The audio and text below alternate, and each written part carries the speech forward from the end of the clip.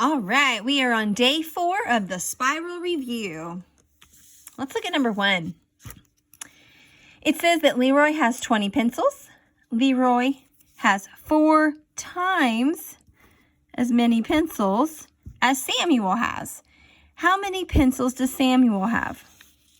Okay, so Leroy has 20, but it says that that is 4 times as many as Samuel.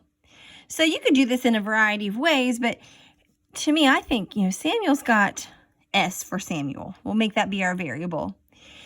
And Leroy has 4 times as many as Samuel. So whatever Samuel has, Leroy has 4 times more, and that equals 20. So then we're just solving for S. So we have to think, what times 4 would equal 20? And hopefully all you smart students know that that is 5. All right, moving on to number 2. So number 2 says that we're going to round 681,250 to the nearest thousand. So I'm going to go ahead and underline the thousands place. That's where the 1 is at. And the 2 is the boss telling the 1 what to do. So it tells the 1 to stay the same because remember, if your digit in the place before is 0, 1, 2, 3, or 4, it tells it to stay the same. So this would just remain 681,000. And when we put it here, we're just going to put it just like this. All right. And fill those in. We don't put anything in this last column because we don't have a number there. All right, moving on to number 3. A bag of marbles costs $4.25 each. John uses a $20 bill to buy 3 bags of marbles. How much change should John receive? So we have to first find out how much did John spend. So you could do $4.25 3 times, just add it together. I know some of you like to do that. But I'm going to do a multiplication problem. Okay. And if you do turtle head, you could do this, although we're only going to have 1 row of numbers. So 3 times 5, 15. 3 times 2, 6 plus 1 is 7. And then 3 times 4 is 12. 2 places behind the decimal in the problem, 2 in the answer. Now, look what they've done here. He spent $12.75. Well, it will be very easy for us to say, oh, I see it, $12.75, I'm done.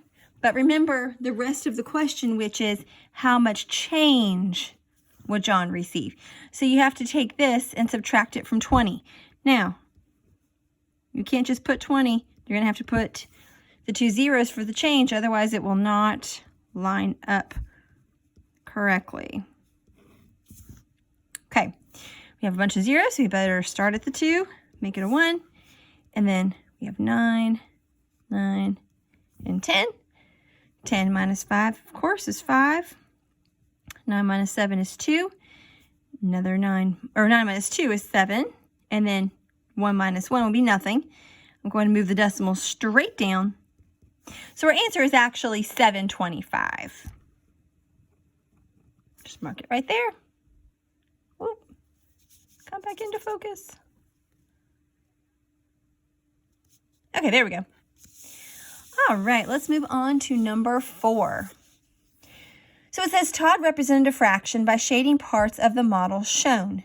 And we're going to be selecting all. Ooh, I like to underline that and make sure I don't just pick one.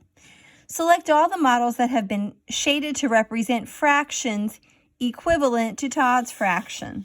Okay, well, I can see that Todd's fraction takes up half of the circle.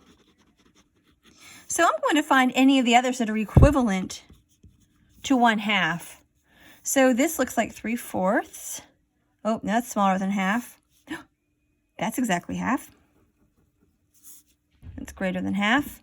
But this one also is the same as 1/2.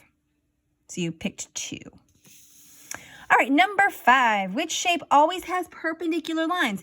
So remember, perpendicular lines are going to be like this. They go in completely opposite directions, okay?